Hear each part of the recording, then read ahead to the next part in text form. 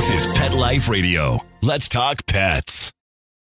The views expressed by guests on this program do not necessarily represent the views of the host or owners of the Doggy Diva show and do not necessarily constitute endorsement of products. Medical information discussed by guests on this program are those of the guests and is only for informational purposes and should not replace medical advice by your local veterinarian professional. Hi, this is Susan Marie from the Doggy Diva show. Do you know how to protect your pets from canine influenza? We have some answers. Have you ever heard of Esther the Wonder Pig? It's a story that'll warm your heart. What you should know about National Pet Fire Safety Day. That's what's on our show today. Stay tuned. Hey, did you hear that? What is that? It's the bark heard round the world. The Doggy Diva show. Here's Susan Marie.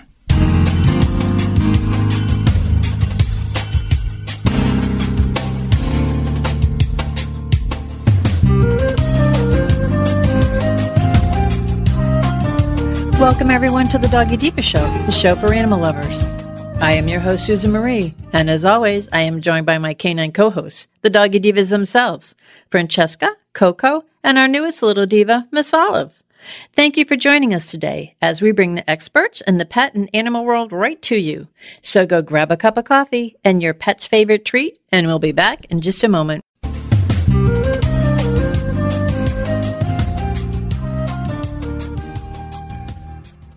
You know that feeling when you go to clean the litter box and it's a complete disaster? Yeah, we've got you covered. Introducing World's Best Cat Litter Zero Mess, the advanced litter that gives you 2 times better clumping and more odor control with less litter. Zero Mess combines the concentrated power of corn with super absorbent plant fibers. Translation, scoop once and you're done. Find it at a pet store near you and save $2. Visit www.saveonworldsbest.com. Let's Talk Pets on PetLifeRadio.com.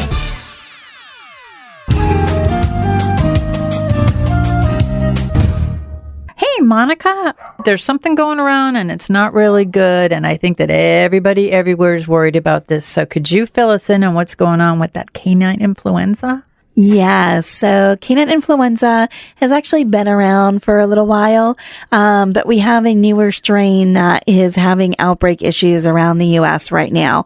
So canine influenza, their 2 main strains are H3N8, and then the newer strain, which is an Asian version of the influenza, is H3N2. Now, this presents, kind of similar to coughing, sneezing, respiratory issues. Highly contagious. It started popping up in Atlanta, Chicago. Now we've had a lot of outbreaks here in Florida. So we're really trying to educate all of the pet owners about the vaccines, about the disease, and really how to prevent your dog from getting it. One thing that I've noticed in a lot of these outbreaks, you have them at, kennels and things of that nature. But, Doc had kind of mentioned this a while ago, and it kind of clicked with me, and every location that has had major outbreaks has kind of coincided with a major airport hub. And it makes sense because dogs are traveling, they're coming in, it's getting into the area, and then you're having, major outbreaks. So just something to think about and kind of be cautious of. Right now, the Southwest, of the U.S. is all the states in the Southwest have become affected, or have had infected cases. So the thing about influenza is the high contagibility. The dog comes down with canine influenza. There's a quarantine time of 30 days because they're actively shedding the disease for a bare minimum of 21 to 23 days. And because of the exact, time frame that they got in it, then it's an incubation for 30 just to make sure you're covered for that time. You're on antibiotics that entire time. And I always tell clients to be very cautious. And we have, I don't know if you noticed it when you came in, but there's signs in the front of the office.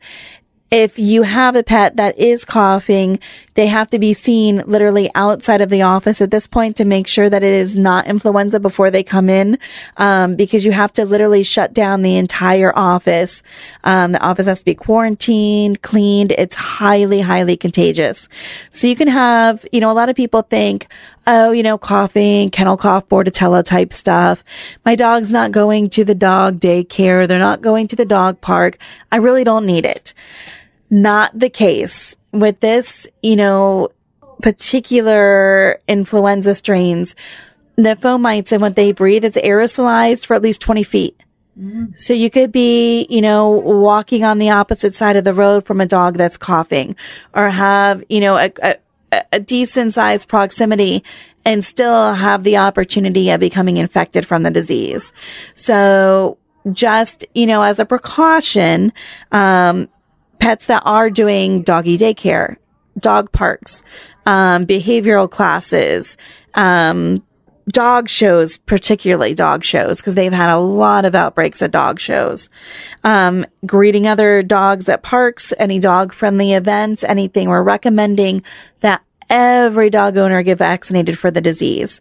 And like I had said, there are 2 strands, and there's actually some of the vaccine manufacturers have different vaccines for each strand, but Merck actually has a influenza vaccine that covers both strands. So that's only, one set. Just like any other vaccine, the first time they see it, they have to be boosted 3 to 4 weeks later. So there's not going to be, a one shot and done thing. After the initial vaccine where you get the first injection and then the second injection 3 to 4 weeks later, it's once a year after that. But initially, just like, a puppy getting a new thing, your immune system has to kind of, come up to par with it. So there is a 2-shot series. Besides that, once they get the injection, they're covered against the disease, and it's so highly contagious. We definitely recommend everybody vaccinate their dog for influenza. Well, Monica, you mentioned how, and the doc did mention this, that it tends to be higher in airport hub areas. So if people are traveling, and a lot of people travel with their pets, it's definitely something that they should speak to the veterinarian about getting that if they plan on traveling this summer. Would that be correct? Absolutely. And, one thing we see, even locally here is that some boarding facilities will have the pet owners get their dogs their kennel cough and Bordetella vaccines every 6 months, even though the vaccines are labeled to last 1 year. But they're not requiring the pets to have influenza yet. I think once you start getting more facilities that are having these issues, you're going to see it's going to become a requirement anywhere. Just like, Bordetella is to bring your pet in anywhere. It's going to become a requirement everywhere you go. It's just not quite there yet. The issue is you don't want your dog to be the reason why these places instill that mandatory, decision to, it's very contagious. It lasts a long time. It's, obviously not going to be cheap if you're having to keep them quarantined for 30 days, which you can do at home. But if you have multiple pets, that's, antibiotics, it's doctor visits. There's, breathing issues that can go along with the congestion and the sinus. It's not a quick, easy antibiotic fix. It's going to be time consuming. It's probably not going to be low cost. And it's something that's completely avoidable with the vaccine. This is one of those things where an ounce of prevention. So, and where it's going on nationwide, it's something that everybody should really talk to their vet about and really consider. And again, it's the canine influenza. And this is something that you should definitely look into, definitely speak to your veterinarian about, because it's something that can be prevented. And it's something that we all should be aware of, those of us that are dog owners. So. Absolutely. And if anybody wants any additional information on influenza, they have a great website set up called, it's www.canineinfluenza.com. And they have a lot of information in there around the disease, the infectious dates, and also, vaccines and preventatives that, you can get for your dog. As always, Monica, you bring us the greatest tips. Thank you very much. Thanks. Have a great week. Coming up, You've just got to meet Esther, the Wonder Pig, who could change your life.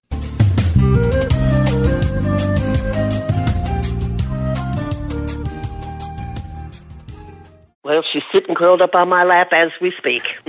Beautiful Bella's my long-haired dachshund. She was thrown out of a pickup truck going 30 miles an hour, and she disappeared into the woods with the wild animals, boars and coyotes. About 4 weeks later, she just appeared and she was a mess. Her fur was matted. She scratched almost nonstop. My friend suggested that I order this stuff called Dinovite. DINOVITE.com. 859-428-1000. She gobbles it up. She has been itch-free ever since, and her fur is gorgeous. Anyone out there who has a rescue dog, start them on a Dinovite diet for at least a 90-day period. They bond better with the people who take good care of them. They are going to be your buddy for a very, very long time. 859-428-1000. 859-428-1000. DINOVITE.com. Let's talk pets. Let's talk pets On Pet Life Radio. Pet Life Radio. PetLifeRadio.com.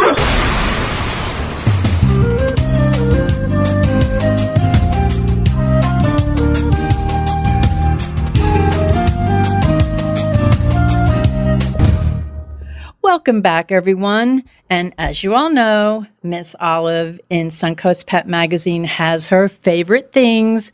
And one of her favorite things was Esther the Wonder Pig, changing the world one heart at a time. Best-selling authors Steve Jenkins and Derek Walker, along with Caprice Crane, share the entertaining story of Esther the Wonder Pig, the social media superstar and friend to so many, along with a moving tale of how loving families really do come in all shapes and sizes. And Olive and I loved reading about the funny, charming, attractive, very fashionista, inspiring Esther, as well as Steve and Derek's adventure from reluctant pig parents to farm-owning advocates for animals. Yay! It's no wonder that millions love Esther, and Miss Olive and I are in that group. And she's a true phenom, and it's inspiring, love-filled. The message is all around the world. So we are so happy to have one of Esther's parents. We have Steve Jenkins. He's co-author of the book. Welcome, Steve. How are you? I'm very well. Thank you so much for having me. Oh, it's our pleasure. Now, before we start talking about that beautiful Esther, I'd like to talk about your life, you and Derek's life before Esther. Yeah, absolutely. I was just a real estate agent, and Derek is a magician. We've been together for, we're almost 18 years now, which is crazy. At the time, it was about 15 years before Esther arrived. 14 years, somewhere around there. And yeah, I mean, other than that, we were really just kind of a typical family. I mean, it was the two of us. We had 2 dogs, 2 cats. We didn't have any kids, any human children anyway. We traveled a lot. We hung out with friends all the time. It was really a very typical and normal lifestyle, I tell people. So now, how did you come upon adopting Esther? Well, I've always had a thing for animals. I'd come home with a cat about a year before Esther arrived. She was living in a barn. That's Dolores, one of the cats. You'll see her on our Facebook pages occasionally. And she was a barn cat. And I went to feed all of these kittens that I knew were in this barn, and I noticed this little runt hiding that wasn't getting any food at all, and that was Dolores. And I wouldn't leave until I caught her. I caught her and I took her home. Derek didn't know that we were getting a cat, and I got in a world of trouble and built that bridge. And not 12 months later did I get a message about a mini pig that needed a home. And pretty much the same thing happened. I agreed to bring this mini pig home before telling Derek. Trying to come up with the appropriate story. I was actually supposed to go away that weekend. So I was like, oh, well, I'll pick up Esther and tell him I found her on my way home and had no choice, but to come home with this mini pig. But things changed the minute I saw her. She looked terrible. She had nail polish on her nails. It was all chipped and this ratty collar and sunburn on her ears. And I just couldn't bear to take her away and put her in a hotel room while I was away for a weekend. So I canceled the trip, went home that night, and had to immediately explain to Derek that we were now the parents of a pig. So it was pretty intense pretty intense first meeting. Very colorful language was exchanged, let's say that. I have to tell you, Steve, I could, in reading the book, I could totally relate to you because I bring in a lot of disabled rescue pets, and I hide them in the back room, or my husband will be out and I'll say, and he'll go in the back room to put equipment away and stuff, and he'll go, "What's in the bed back there?" And I was totally relating to you in the book, and I go, "Oh, I totally get where he's coming from." Oh, totally. That's exactly what I did with Esther. I put her in a back room in the house, and the dogs were laying out the door, and that's what gave me away. I wanted to tell him we had a pig before he saw her, but my plan was immediately foiled. I should have known then that none of this was going to go to plan, really. I mean, it didn't go to plan from the second I got her. But that's how things always work out best. That's how I always find out. So exactly. I gotta ask, how much did she weigh when you first found her, when she first came into your lives?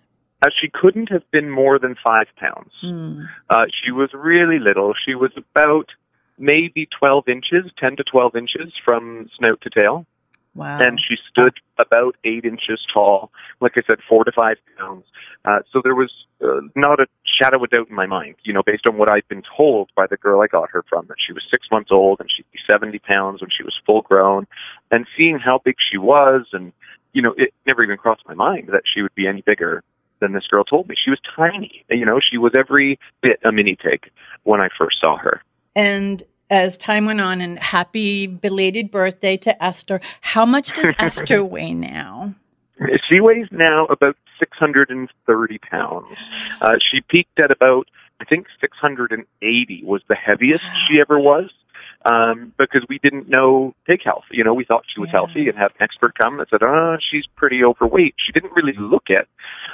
She looked round as you'd think a pig would, but we found out that it actually wasn't correct. So she's been on a diet for about a year, and we altered the food that we give her. We have a pellet made for her now that's low in fat and high in fiber, lots of fresh fruit and veggies, and we've got her down to about 630, which is a very healthy weight for her. That's great. And the fact that you took her, and it's so ironic because I knew someone, I used to work in New York City, who actually, she lived in the village, and she had bought what she thought, she had adopted what she thought was what Esther was, a micro pig, and lived in an apartment, a studio apartment in the village. And needless to say, she was not a micro pig. So, and this was years ago, and I was relating to your story and relating to my friend. Can you just tell this, what goes on? Because there's a lot of this that goes on, and you're an advocate. And I think that Esther helped bring you into your calling in your life. Yeah. Oh, definitely. And I'm sorry, I think I cut you off before you finished, but I hope you're going to ask me to tell you a little bit more about the myth of mini pigs. Is that where you were going? That's what I'm definitely going Absolutely. to. Yeah. Well, it's a huge issue. I mean, when you hear the word mini pig or micro pig, you just have this vision, and you can't fault anybody for it, of this tiny little pig that fits in a teacup. That's what comes to mind when you think of micro. It's a trigger word that's been applied to a blanket number of species. I think there's 4 or 5 different species of pig that are commonly bred as pets. All of them are called micro pigs and mini pigs, but these species of pig range from 70 pounds up to 250 or even 350 pounds. Yet they're all called the same thing. They're interbred.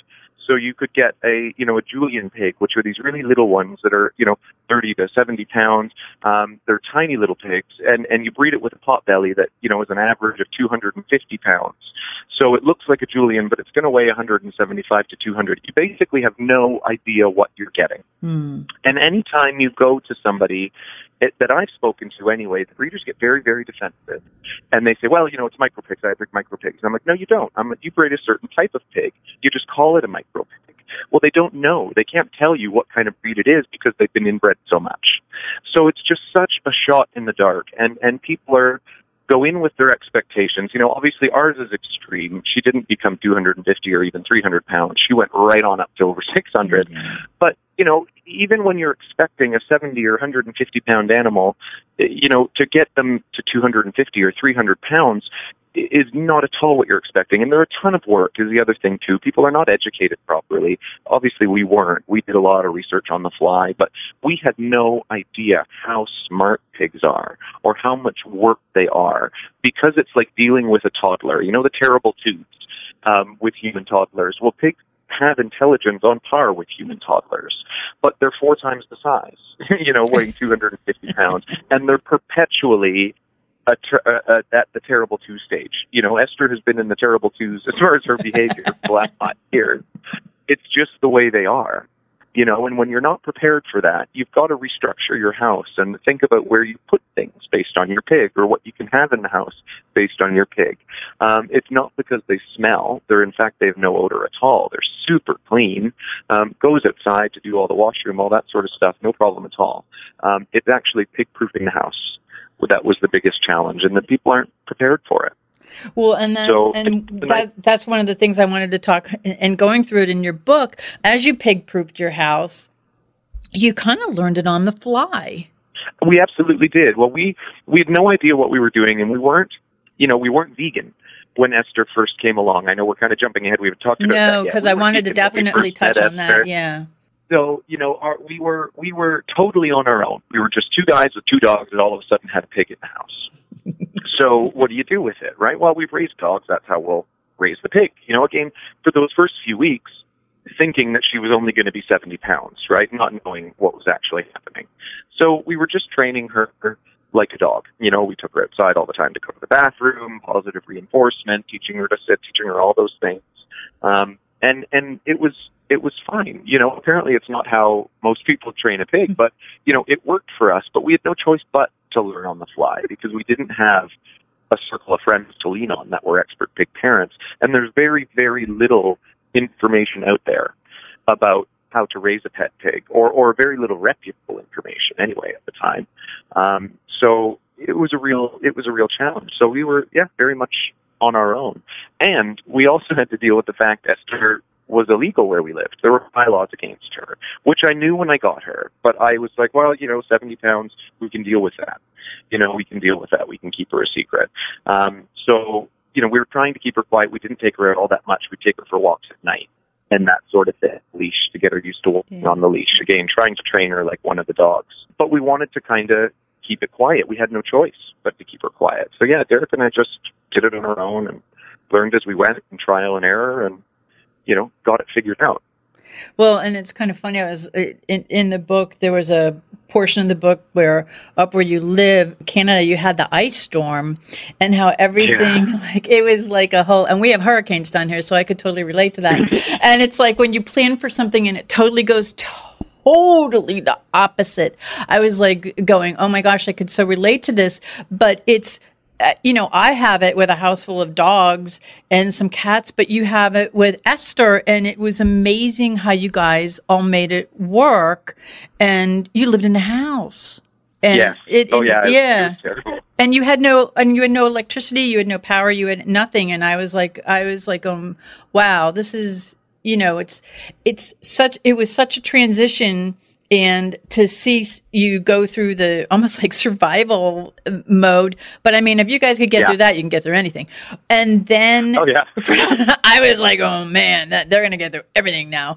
But then to go through that, and then you went into making the, I guess you went into a mindset that we really need to go into like a larger place and get into like more of a farm atmosphere, which is where you go into the sanctuary. So maybe you could take us into there. Yeah, well, the idea for the sanctuary came after we had gone to the vet. Like, that's when we found out that Esther was not, in fact, a mini pig. He found out because of her tail that she was going to be a full-size commercial pig. And obviously, immediately we thought, well, my God, we can't stay where we are forever. This is going to change things. We'll get a small piece of land in the country and go do our own thing. And could we just touch on the tail? Because they crop the tail, right?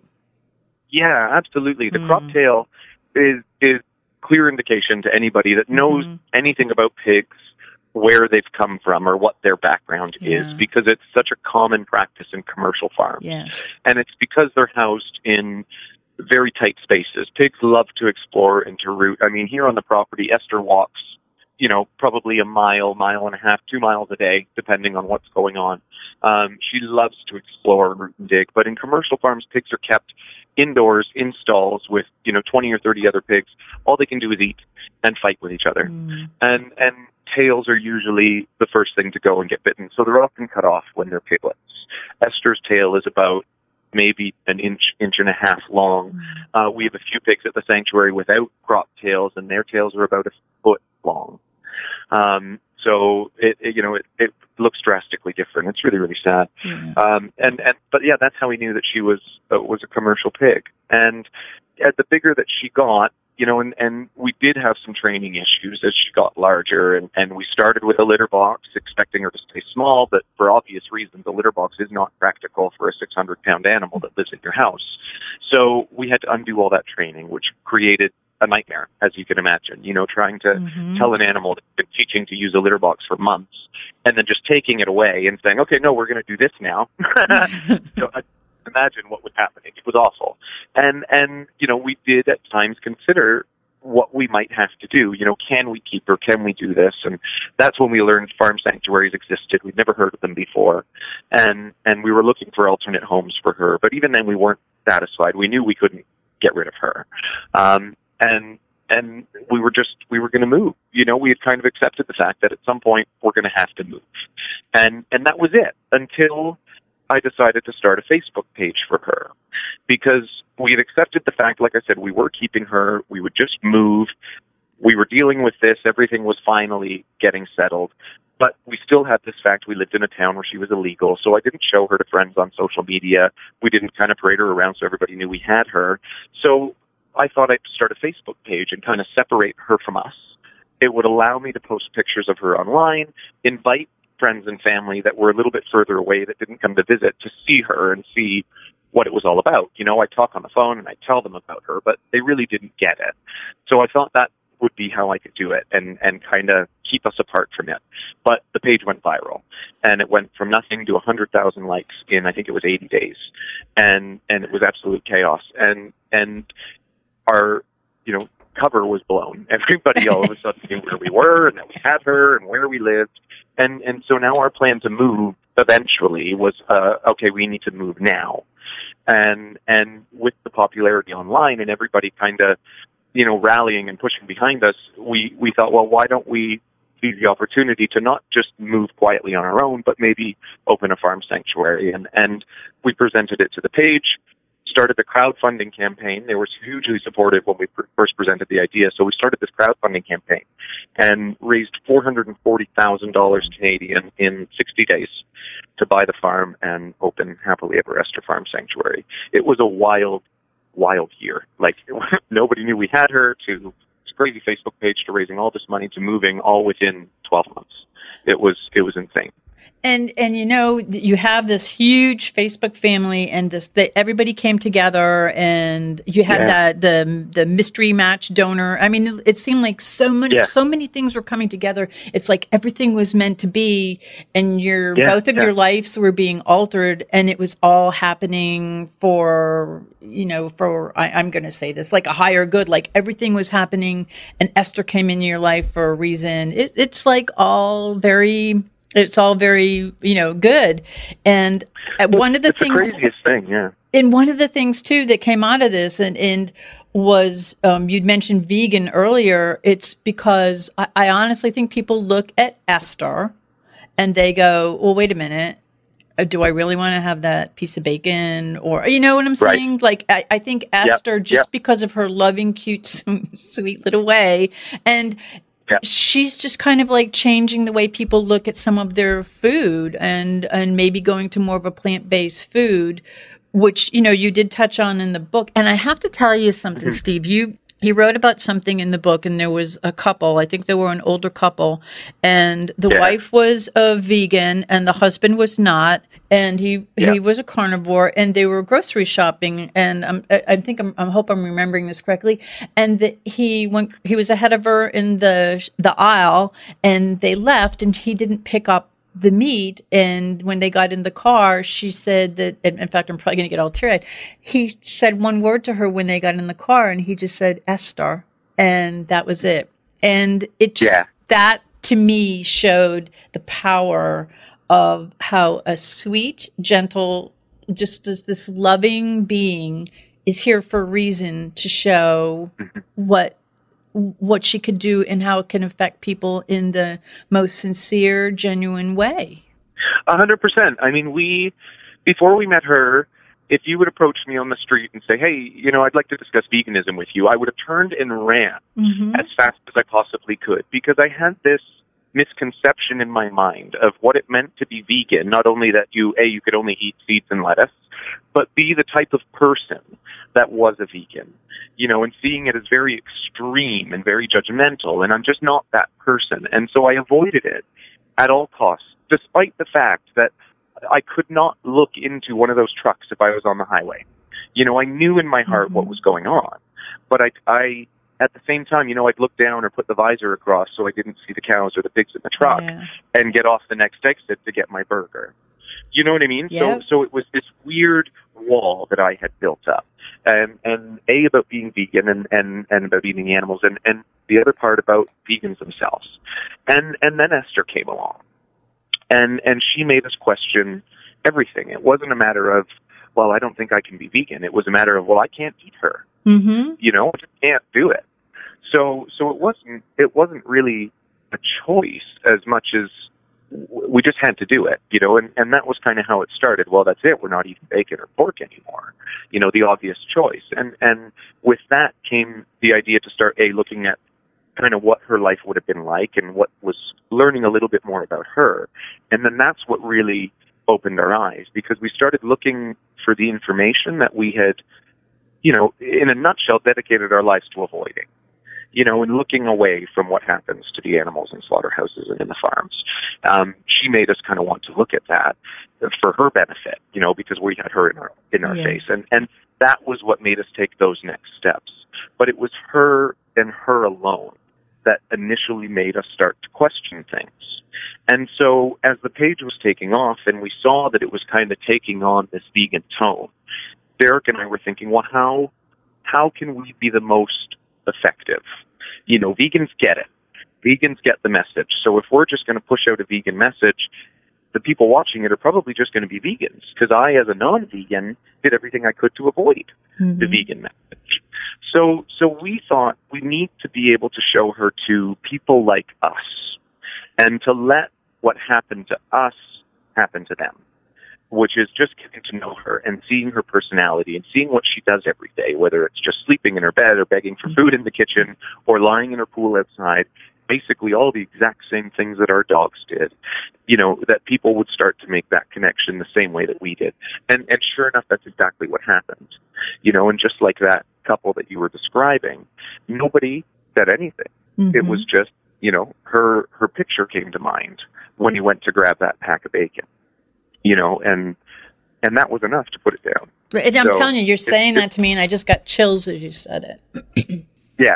No, it's pretty intense, and it's an amazing feeling to know that you can have that impact on somebody, and to do it in such an approachable way, because it's not just seniors or people like us, but kids too. That she appeals to such a wide variety of people.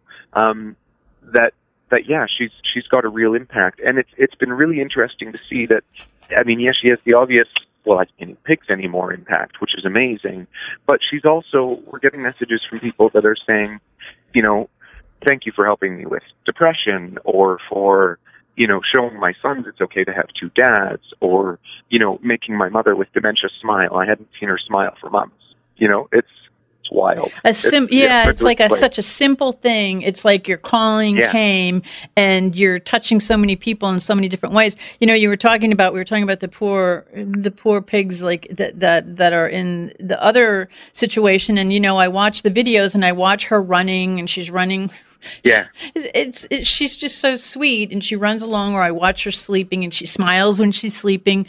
There's just such a simplicity and there's such a sweetness about it that's the gentle message I think that comes across, and the gentle message of your lifestyle, of what you're in your veganism. It's like a soft, gentle message, and I think that's what resonates with people. Now, in saying that, you have the Happily Ever Esther, the sanctuary, which you have other animals on there too. You've impacted other type of animals' lives too, which I think that people see that also. And also in your book which you have online, your recipes. So you're integrating people in a nice, gentle way, but you also have some yummy recipes. You want to just talk a little bit about the recipes you have available? Absolutely. Well, because, again, there's that wall up around the word vegan, and so what we found was that people would send us a message and be like, oh my God, I don't think I could ever eat pork anymore. And rather than us jumping on them and saying, well, what about cows and chickens and pigs and everything else, and you need to be vegan and blah, blah, blah, blah, blah.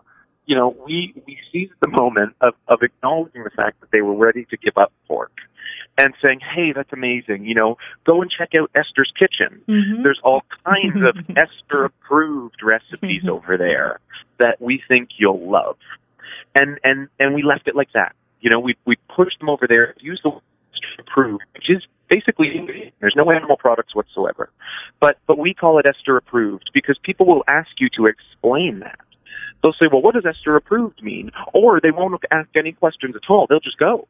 They'll be like, oh, okay, if you're telling me there's recipes over there that don't have pork and I don't want pork, great, I'll go look. If you'd said vegan, they might have been like, oh, God, I'm looking for more than a lettuce for dinner. Exactly. And maybe wouldn't have gone there. So we're just trying to remove barriers that we know exist. And I know it makes vegans irate when we say that because, you should be saying vegan and promoting veganism. And well, we do, but we promote it in a different way because as far as we're concerned, a lot of damage has been done to the vegan word. Whether it be true or false, there are misconceptions about it. I think a lot of them are misconceptions. Some of them are true. Vegans can be very judgmental, but I think a lot of them are misconceptions that people have built up over time to kind of protect themselves, right? So they can keep eating meat and doing all these things that they do. And they come up with reasons why they don't want to or why they don't like it or why vegans are crazy, and so that they can avoid it. So we are trying to take those walls down, and trying to not, dispel the misconceptions, but just to avoid them altogether. Why do I have to dedicate so much time to trying to tell people, oh, no, it's not like that, it's not like that? Well, forget that conversation. Let's just skip right over that and get right to the vegan recipes, and they won't even realize it right away. Who cares? They'll realize it eventually. Exactly. Of course they're going to know. But if you don't get them looking at things or trying things and then saying, hey, by the way, that amazing pasta sauce you made, or those broccoli, or cauliflower buffalo wings that you made, oh, by the way, they were vegan. Oh, wow. Hey, I never would have tried a vegan recipe, but I tried one and I actually liked it. So that's kind of our method behind that. And that's why we created Esther's Kitchen, and call it all Esther approved as a way to be very approachable and family friendly. And the kind of stuff that we present there is ultimately vegan junk food. It's not ideal vegan food, but it is what people need, I think, to get their foot in the door. We're so used to comfort foods, and that's, and home-style stuff, easy things to make. And, we all know that that's not healthy, but the vast majority of people, that's what they're eating anyway. So if that's what we need to do and to replicate to get people to open that vegan door, then do it. Don't argue with them and say, no, you need to be vegan and eating quinoa. Leave the quinoa off for now and let's show them an amazing vegan burger, or let's show them an amazing vegan Philly steak sandwich. Let's show them that kind of stuff so that you understand that being vegan or being Esther approved or whatever you want to call it isn't about giving up everything that you love. It's just about making it a little bit differently. And if you can make it differently, still have what you love, and do things that are better for you, for the animals, and the environment, why wouldn't you do it? It all of a sudden becomes very logical. So that's kind of our whole approach to it. It seemed like the logical thing for us to do, and we think a lot of other people will agree when you can get them to look at it that way. Absolutely. It's just that you got to get them to start looking at it that way, and you're never going to get there if you're trying to tear down walls to take that next step. It's like kind of like baby steps, yes. And that's why I think it's wonderful the way you're presenting it and the way you're doing it, because Esther approved sort of is a gentle way of this little bitty Esther smile as she's sleeping. And I don't know, it's like a little nudge. Yeah. Exactly, right? It encourages conversation.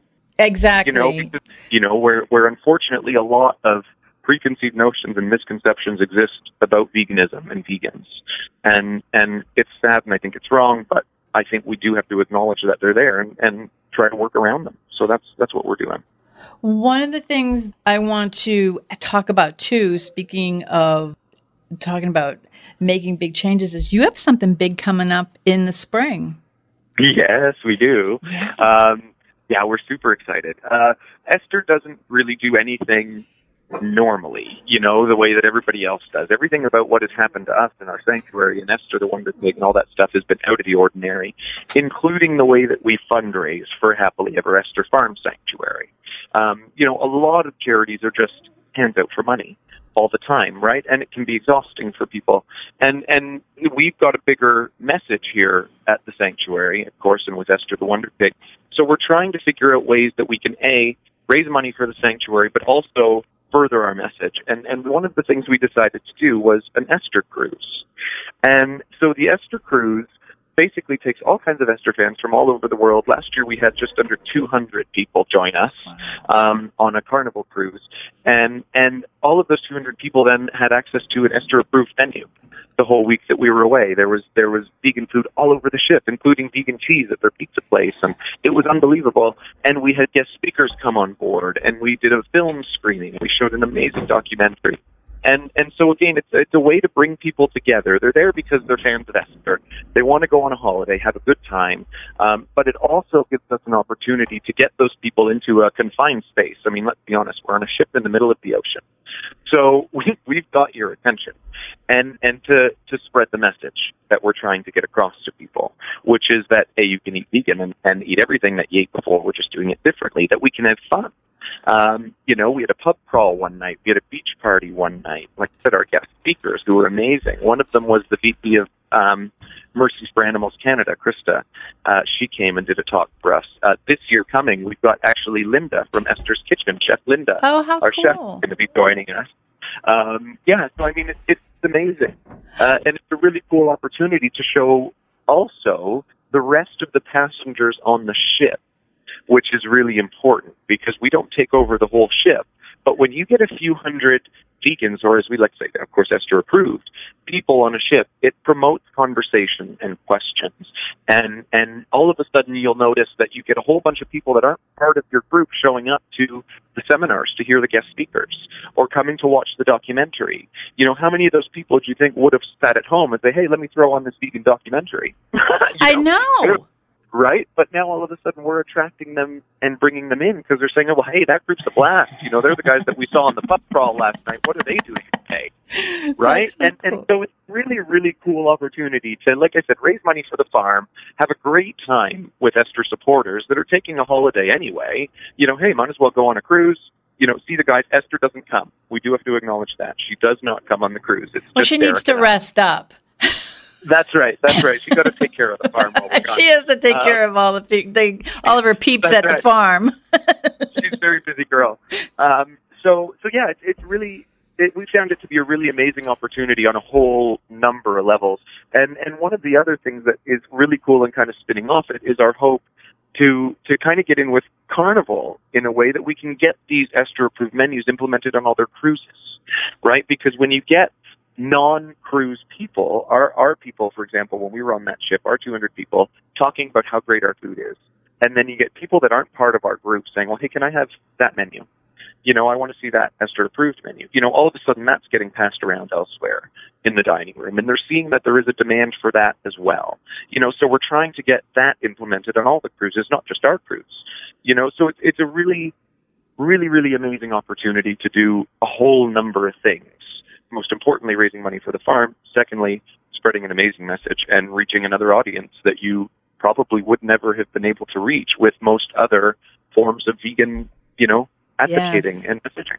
So, there's always a method to our madness. People think we're crazy sometimes when we first said, we're doing a cruise. No, you're a good kind of crazy, Steve. Now, for people who want to learn, I mean, you have like millions of followers, but for people who may want to learn more about Esther, more about you and Derek, more about ways to, contribute to the farm, or who want to learn more about the cruise, the Esther cruise, where can the listeners go?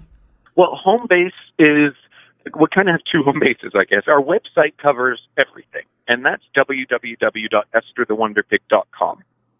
And that covers links to all of our social media pages, and the Esther Cruise information's there, book information's there. There's little links for all of our other things, the Sanctuary, Esther's Kitchen, all that sort of stuff.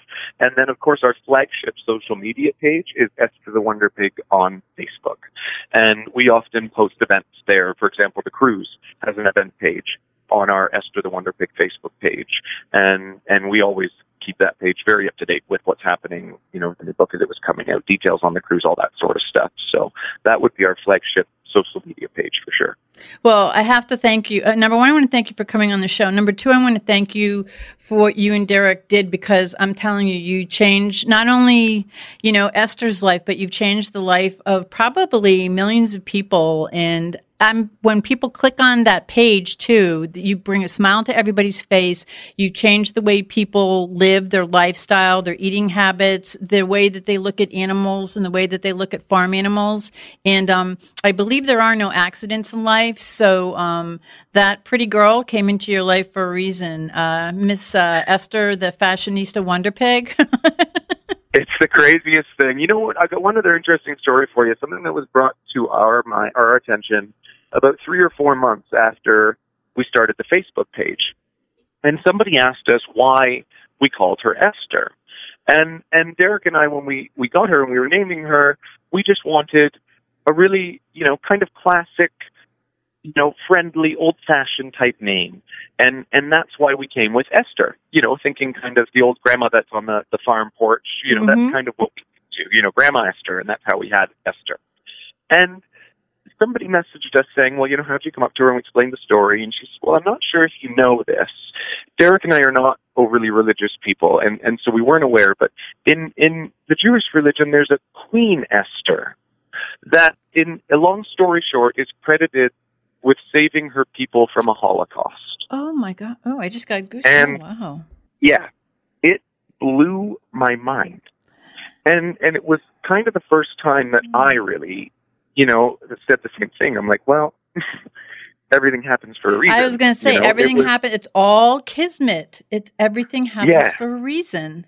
Oh, my God. Yeah. And that moment for me was when I knew that we had to do everything we could. I felt like, anyway, we had to do everything that we could to get the message out there. Because it did. It kind of, as it just feels like you kind of got something you have to do. Like you said, you found your reason for being. You found your reason. You found your. Yeah. This is your reason for, this is your existence. This is why you're here. She's your catalyst to getting where you guys needed to be, and you've touched millions of lives. We're so happy to be a part of it. We're just talking to you, and I read the book, and I absolutely fell in love with her, and I fell in love with you guys, and and that's why Miss Olive chose you to be part of her favorite things, because you've done something. Yeah, you've done something that's impacted the world, and it's so great. And for those of you that want to get the book, it's a New York Times bestseller. It's received all kinds of awards. Again, it's Esther the Wonder Pig, Changing the World One Heart at a Time, and the cover girl is absolutely beautiful. I have to tell you, she's very photogenic, and you can get it. It's available at Amazon, Barnes & Noble, IndieBound, iBooks, Kobo, or probably available through your website, I'm sure, EstherTheWonderPig.com. But it's in Target, we found out. Is it in Target? Oh, my God, because it's in paperback now, and the photos are gorgeous in it. I got to tell you, it's written, I know there's a lot of stuff in the book that we've been talking about today, but it's written with a really light air. It's very light. It's very uplifting, very inspiring. And I got to tell you, from when you start the book to when you end the book, it's going to change your life in some way. I'm telling you, it is, everybody. So you got to get the book, and you got to go find Esther. So go to EstherTheWonderPig.com, and also go to her Facebook page. You're going to be really happy you did. So, Steve, I have to thank you. You're wonderful. Tell Derek and Esther we said hi, and to all of the animals out there, please send Miss Olive and I's love. You guys are awesome. You're pawsome. I sure will. Thank you so much. It was such a pleasure. Oh, our pleasure. Thank you. Bye-bye. And we'll Thank be you. back in just a Bye-bye. moment. Bye-bye. We'll be back in just a moment. Hi, Doggy Diva Show listeners. Susan Marie here to take just a half a minute to let you know how much we appreciate your being with us every week to hear great dog tips you can use with your pet, some great stories about rescues, fostering, and some heartwarming stories about second chances for pets who are now in loving forever homes. Be sure to go to our website, thedoggydiva.com, to see pictures of Miss Olive and other dogs we talk about on the show and get to know us a little better. That's thedoggydiva.com, DOGGY. We appreciate your feedback too. Okay, let's get back to the show. Up next, tips to keep your pets safe if caught in a fire emergency.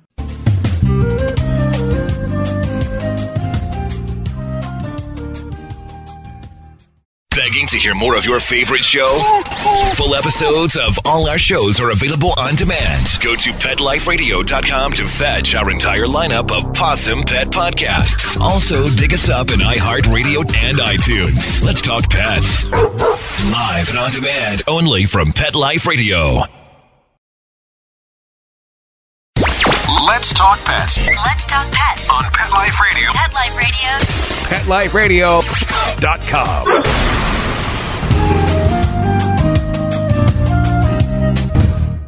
Welcome back, everyone. We're here with Kim Gaebelein, Senior Marketing Manager at Bil Jac Foods, and we are here to talk about National Pet Fire Safety Day. Hey, Kim, how are you? Hi, how are you? Good, good. This is a very important day, and you have some great tips, so I think we should just get right into this.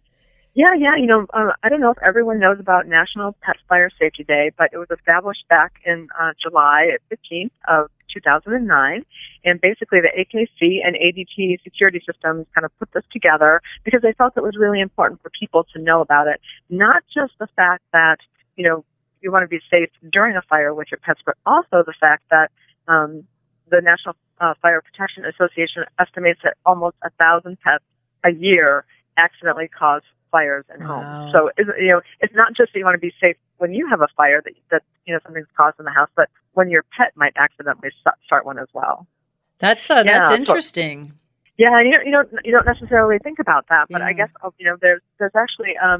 there's actually a very high number of fires that are started with pets with cooking, right, or something on the stove where they might have jumped up on the counter, or maybe turned a dial, one of the stove top buttons, and actually turned on the stove and then accidentally started that fire that way. So it's a good reminder to us, to think about how do we be safe with our pets around the things that we do normally in the house, and also when there's a fire.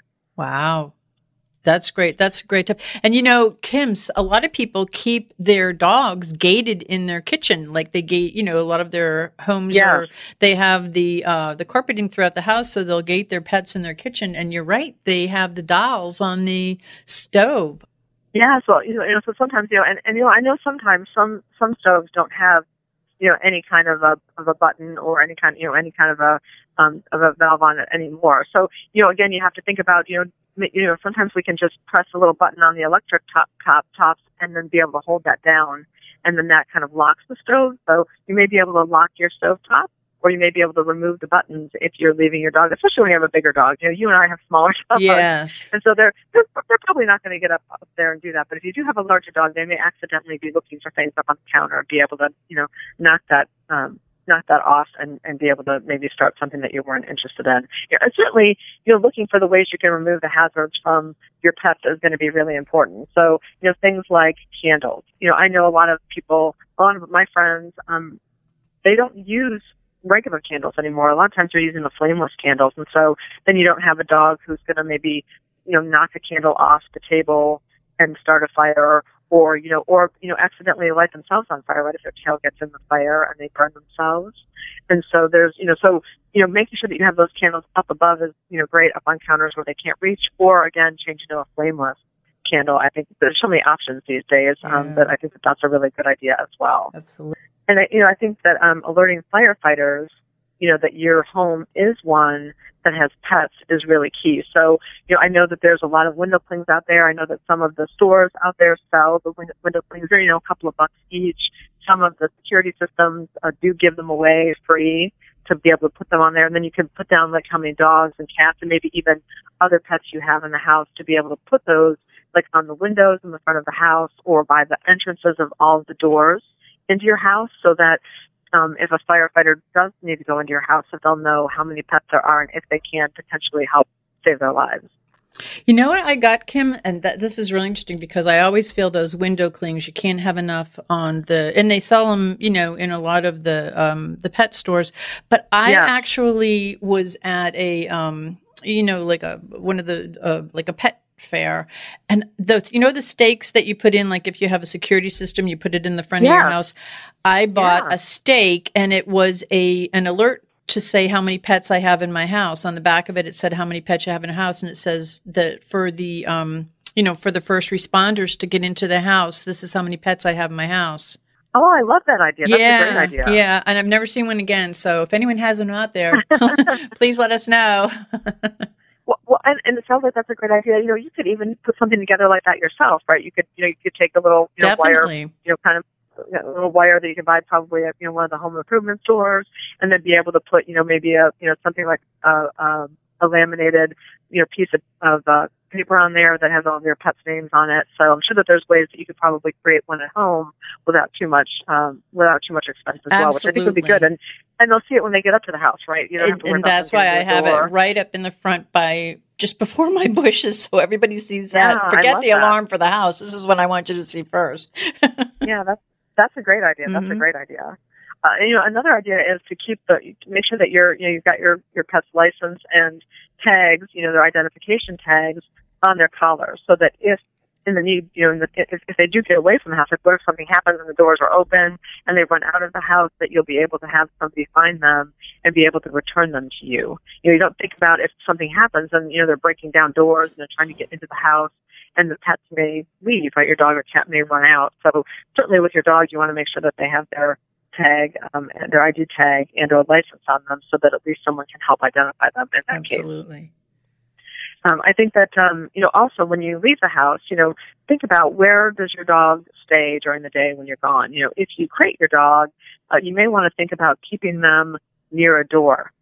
So, our dog is in the laundry room just off of the garage. And so it's real easy to get in the house theoretically, right, and grab them, as opposed to like having them be down the basement farther away from a door. So you want to make sure that, if you keep them in the house, if you can keep them at a place that's closer to your front door or back door where someone's most likely to enter in case of an emergency, that they'll be able to get them out of there pretty quickly. Absolutely. That's a great idea. Yeah.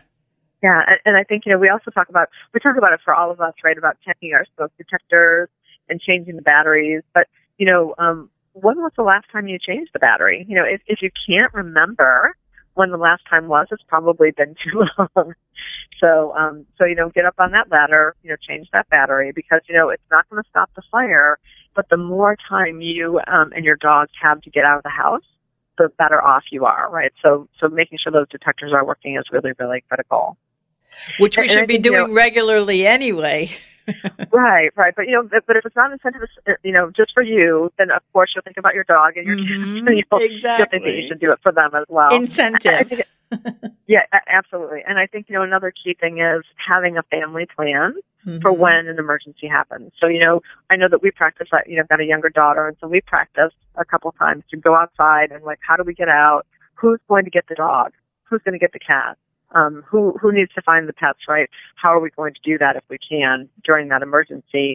And, one of the critical things, Susan, is I think a lot of people don't always think about it before an emergency, but where does your dog or cat like to hide? So if you know that when your dog is upset or concerned, that they run to their crate or they maybe go behind the couch or into one of the particular bedrooms, then you'll also know that in the case of an emergency, they may be upset and they may try to hide from you just because of all the commotion that's going on. Exactly. So it's important to think about where might they be so you can get them in case of that emergency. I'm writing these things down. Because because you don't think about it, especially with cats. I know that I had a cat that that hid. I mean, we had a pet sitter that came to the house. She'd put the food out for the cat. She knew where the dogs were, but she didn't even know I had a cat for, until like the third or fourth time she pet sat for us because the cat never came out. Yes. Yeah, it's definitely a cat thing. But I know a couple of dogs that maybe are very maybe a little skittish, or again, you're having loud noises. There's sirens. There's banging. Things are being knocked down. So it may be kind of a scary event. Obviously, they can't see because of the smoke. So again, it's important to know where they might hide, because that's the first place that you might want to look when all of this kind of gets started. Because again, you want to get out safely, and you want to try to get them out safely with you as soon as possible. Absolutely. And I think, the last but not least, I think it's great to keep a leash near the entrance to your home, or in the garage, or, by the door that you tend to go out, because then once you grab your dog, you might want to be able to just hook them up on a leash. You're going to get outside. If you have a big dog, it's going to be hard to hang on to them. You don't want them to run away during all of the commotion and everything. So being able to have an extra leash by the door is really kind of helpful, because then you can make sure that when you get outside, you can then just grab that leash on your way out, and then you can make sure that they're safe while you're tending to all the other things that might be going on in case of this kind of an emergency. Wow, those are really great tips, and they're very invaluable. I wrote down so many of them because I have a lot that I use for my emergency kit, because we have hurricanes down here. But these are great to have. Yeah, because we've had so many wildfires down here. Also, these are things that we need that you really need to be cognizant of. And with today being National Pet Fire Safety Day, it's something that you'd really need to be aware of. So these are great tips. And speaking of great tips, what do we have coming up at Bil Jac with Bil Jac Foods? We've got some pretty exciting things that we're just launching. We have a new product called Picky No More dry dog food, and so it's a great dog food if you have a picky dog.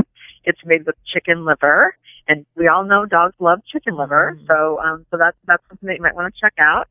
We also have a new small breed senior dry dog food. That's really great to check out. And then we have some new wet food called Pate Platters. That's a pate 13-ounce dog food. And we have some breakthrough biotics, probiotic food spray, right? A great way to give your dog probiotics every day. So we have some pretty exciting things out there that are coming out. So go to our website at biljac, BIL-JAC.com, and check out all of our new stuff, and give us a call if you have any questions about it. Wow, that's a lot. That's a lot coming out. And this probiotic food spray, I'm very excited about that. That's that I'm really looking to get into and find out more about. And Miss Olive's pretty excited about that too. Yeah, we've been getting really great feedback on it, so I think you'll be excited. So I'm looking forward to hearing what you have to say. Yeah, I'm going to have to let you know about that next time we talk. So, and for those who want to learn more, they can go to biljac.com, and also you have that great newsletter. I always talk about it. How can people go find out more about that? Yeah, if you look on our website at biljac.com, you can join our Best Friends Club, and then you'll be able to get. We just send it out once a month. And it's great. It has tips and information, videos on training, and you can also request a coupon for our food or treats each month. So it's a great way to be able to kind of get some new and interesting tips about taking care of your dog. And to get into the Bil Jac family. Indeed. Well, as always, I have to thank you, Kim. You've got great tips and very, very important information on how to celebrate and be aware of National Pet Fire Safety Day, which is today. On that note, I hope that everyone took great notes like I did, so that we'll be aware, get our kit together, and be on our way. So, and hurry up and go out, get your Bil Jac treats too, and get your, I'm going get this probiotic spray. I'll have to let you know how it goes. That sounds good. Well, good luck, and good luck to everyone out there. Practice your family plan today if you can spend 10 minutes to do that. And also be sure to check those batteries in your smoke detectors so you can be safe on National Pet Fire Safety Day. Absolutely. Thank you so much, Kim, and have a great day. Bye-bye. Thanks. Bye-bye. We would like to thank our guests this week. And also, as our Doggy Divas always say, please love your pets because they love you unconditionally. And please remember to adopt, foster, spay, neuter, and microchip. And as always, please have a great Diva week, everyone. That's all for this episode of the Doggy Diva Show. To find out more, go to our website, thedoggydiva.com. Also, find us on our Facebook page, The Doggy Diva Show, and tell your fellow dog lovers about it. Don't miss Susan Marie, Miss Olive, and the Doggy Divas right here for the next episode. See you again soon.